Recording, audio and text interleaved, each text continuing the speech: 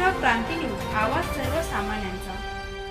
कळवण नरुड आश्रमशाळेतील विद्यार्थिनी मृत्यू प्रकरणी चौकशीचे आदेश, 3 दिवसात अहवाल, कारवाईचे आश्वासन।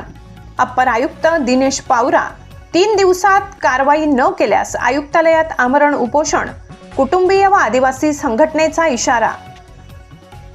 कळवण प्रकल्पाअंतर्गत येणाऱ्या नरुड येथील आश्रमशाळेत इयत्ता 12वीत शिक्षण घेत असलेल्या तनुश्री दगू गायकवाड हिचा उपचारादरम्यान नाशिक जिल्हा शासकीय रुग्णालयात दुर्दैवी मृत्यू झाला।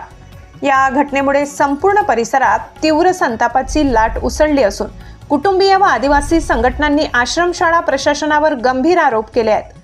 विद्यार्थिनी आजारी असतानाही योग्य वेळी उपचार न मिळाल्याचा आरोप व भेटू न दिल्याचा आरोप करत संबंधितांवर ठोस कारवाई होत नाही तोपर्यंत मृतदेह ताब्यात न घेण्याची भूमिका कुटुंबियांनी घेतली होती। आदिवासी संघटनेचे पदाधिकारी सोनू गायकवाड यांच्या नेतृत्वाखाली कुटुंबियांनी आश्रमशाळा प्रशासनाच्या दुर्लक्षामुळेच हा मृत्यू झाल्याचा ठपका ठेवला। या पार्श्वभूमीवर आदिवासी विकास विभागाचे अप्पर आयुक्त दिनकर पावरा यांनी तात्काळ दखल घेत मयत तनुश्रीच्या कुटुंबियांशी संपर्क साधला।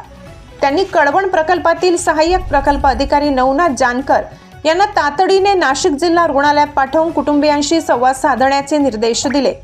तसेच कुटुंबीय व आदिवासी संघटनेचे पदाधिकारी सोनू गायकवाड यांना आदिवासी आयुक्त कार्यालयात बोलावून सविस्तर चर्चा करण्यात आली। या चर्चेदरम्यान अप्पर आयुक्त दिनकर पावरा यांनी स्पष्ट केले की कळवण प्रकल्प अधिकारी यांच्या अध्यक्षतेखाली स्वतंत्र चौकशी समिती नेमण्यात येणार असून येत्या 3 दिवसात चौकशी अहवाल सादर केला जाईल।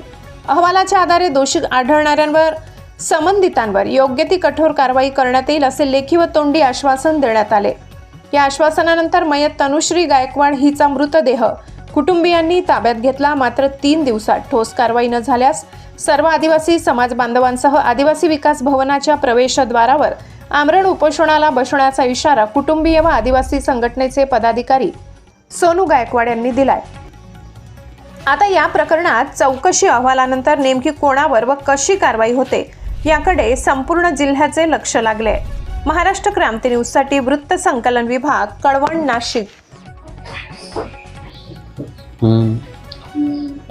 कुमारी तनुश्री गायकवाड यांचं जिल्हा रुग्णालयामध्ये उपचारादरम्यान मृत्यू झालेला आहे आणि त्या विद्यार्थिनीचं जे काही पालकांसोबत आज आमची चर्चा झाली।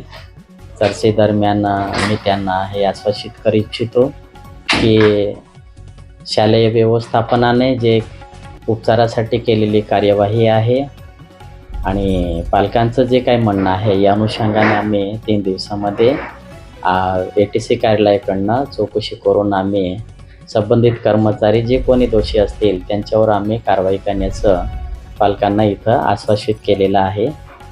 आणि त्याचबरोबर ज्या झालेल्या कारवाई आहेत त्याबाबत वस्तुस्थिती आहे प्रकल्प अधिकारी यांच्या अध्यक्षतेखाली एक समिती नेमण्यात येत आहे।